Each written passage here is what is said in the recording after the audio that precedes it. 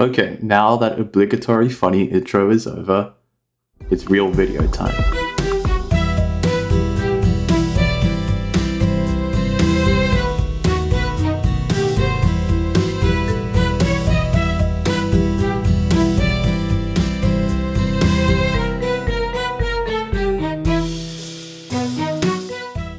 On the 14th of November 2022, Creeps20 sent out a beta tester application for his mod Garden Rush, and I took the opportunity to apply. Flash forward 10 months to the 18th of September 2023, and Creeps finally releases Garden Rush on his server, so I finally took the opportunity to say something. This video. And I must say, what an amazing mod. Holy moly. No other mod has taken the opportunity to reinvent the wheel nearly as much as Garden Rush has. I think it's a completely revolutionary mod, literally redefining what a mod should be, completely breaking bounds that modders hadn't dared touch. And on top of all of that, it nailed the new gameplay aspects and raised the standards of mods in general. Modders will really have to step up their game if they want to make something this innovative and great again. But obviously, as with any mod, Garden Rush has its flaws, and I'll get into that. But we're gonna just ride on the positivity train for a little bit more before getting to that. So hope the Creeps20 assassins are fine with that. Now, what exactly did Garden Rush change?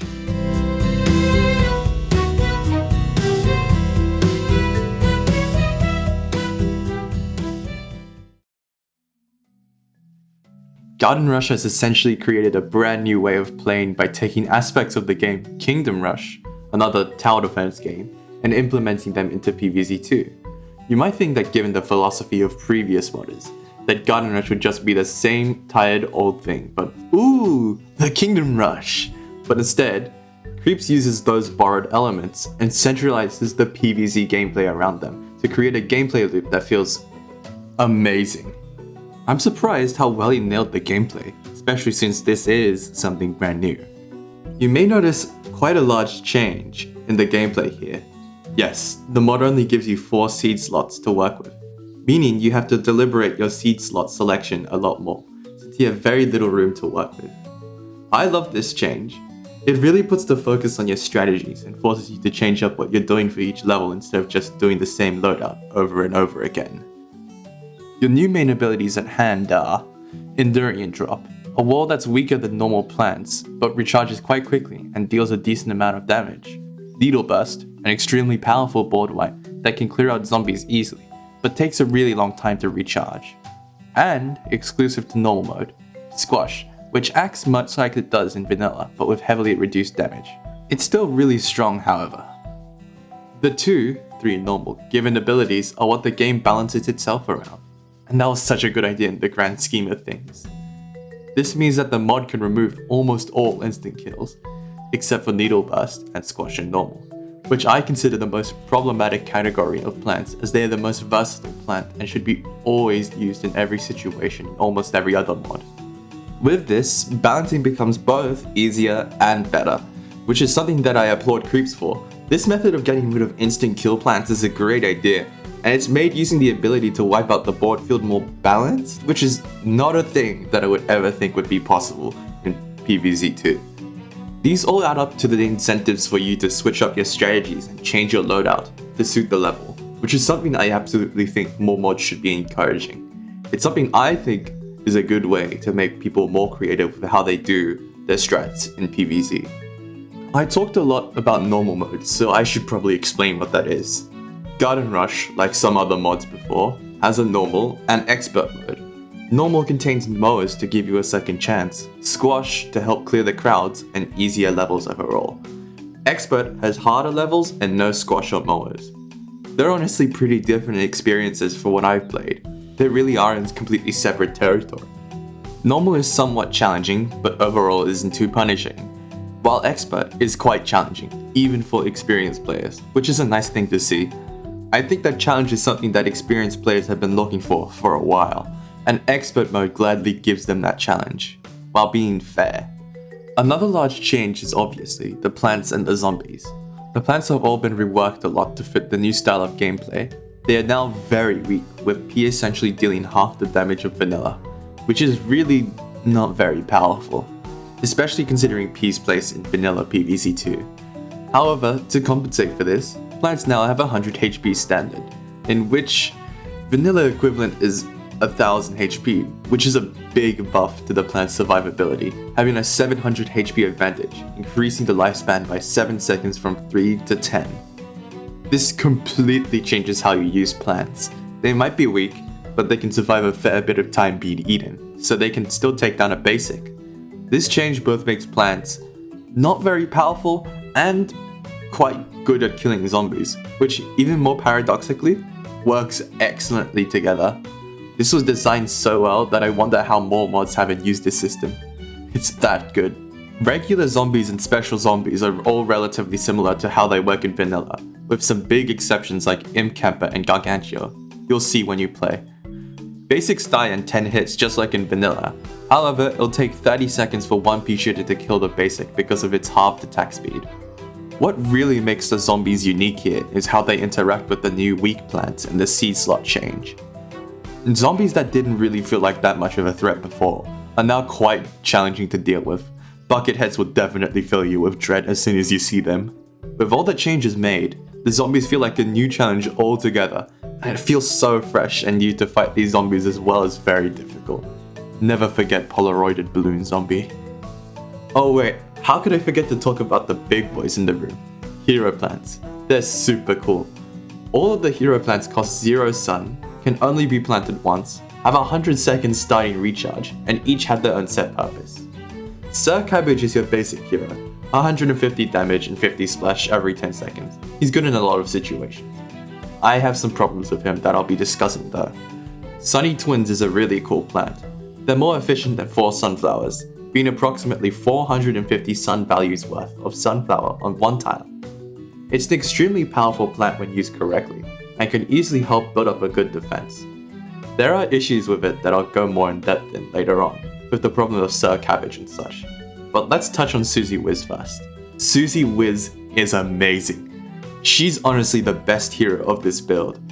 Every 25 seconds, she can turn the furthest left zombie into a plant-fooded Endurian, which is a really, really good ability. This essentially makes her one of the best defensive options in the game.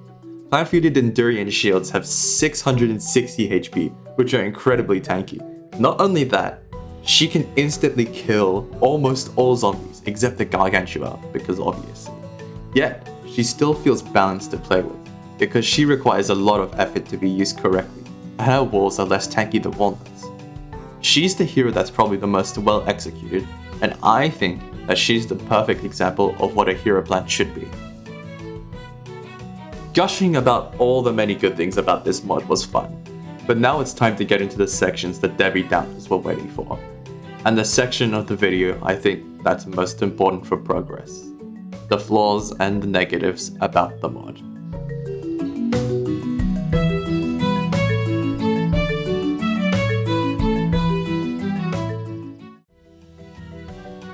You probably noticed I didn't really talk about sun producers in the previous section.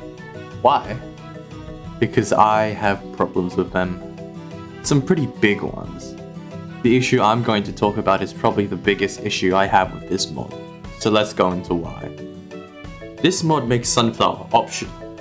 You might be thinking already, oh, there's no problem with that, and honestly I'd agree.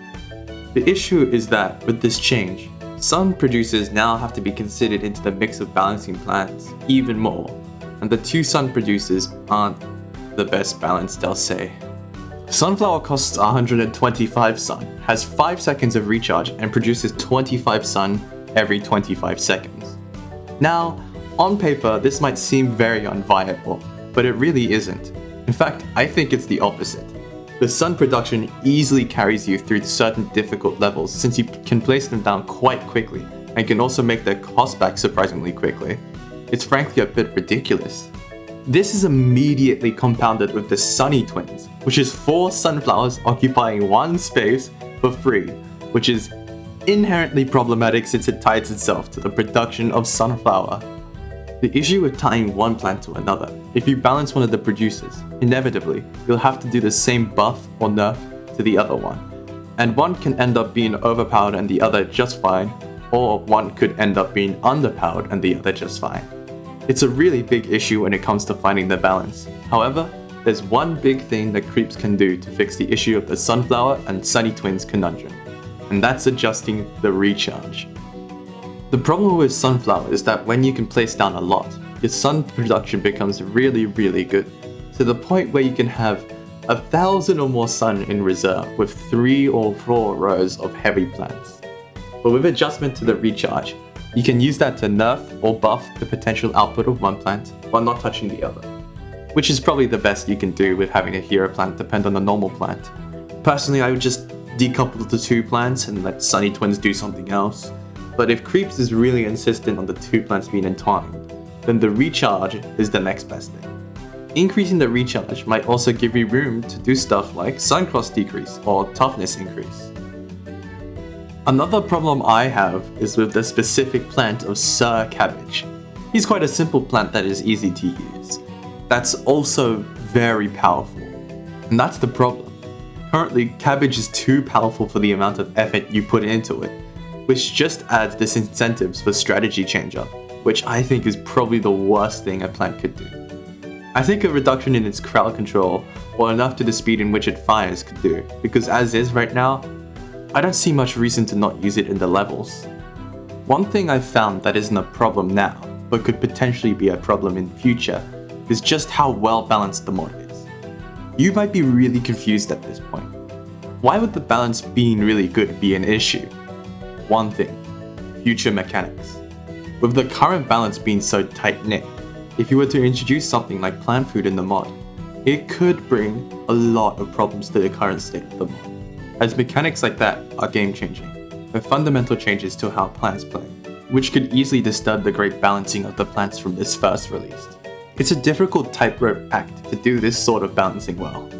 I do hope that he's able to balance out these ideas for future releases, because this is a great start.